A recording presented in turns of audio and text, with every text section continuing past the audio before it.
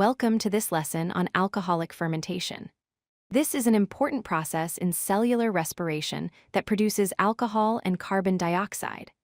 Throughout this video, we'll explore how yeast converts sugar into ethanol, the chemical reactions involved, and the practical applications of this process in brewing, winemaking, and baking. Alcoholic fermentation is an anaerobic process, which means it happens without oxygen. In this process, yeast organisms convert sugars into ethanol, also known as alcohol, and carbon dioxide gas. The term anaerobic is key here because yeast performs this conversion when oxygen is not available. This is different from aerobic respiration, where oxygen is required to break down glucose completely. The chemical equation for alcoholic fermentation shows us exactly what happens at the molecular level. One molecule of glucose, which has the formula C₆H₁₂O₆, is converted into two molecules of ethanol, C₂H₁₂O₆, and two molecules of carbon dioxide, CO₂. This balanced equation represents the fundamental transformation that occurs during fermentation. Let's break down this equation into its components. The reactant is glucose, which is a simple sugar that serves as the starting material. From this single glucose molecule, we get two products. The first product is ethanol, which is the type of alcohol found in beverages. The second product is carbon dioxide, which is released as a gas. Both products are formed in equal quantities, with two molecules of each produced from every glucose molecule. Yeast plays a crucial role in making fermentation happen.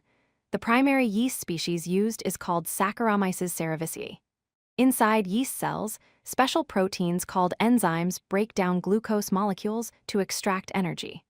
Remember, this entire process occurs without oxygen.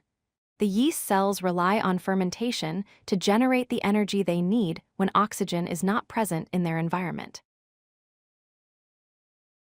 The two products of fermentation each have important uses. Ethanol is the alcohol that is produced during brewing and winemaking, giving these beverages their alcoholic content.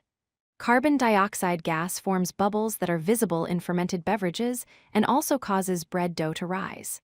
These tiny gas bubbles get trapped in the dough, making bread light and fluffy when baked. Alcoholic fermentation has several important applications in food and beverage production.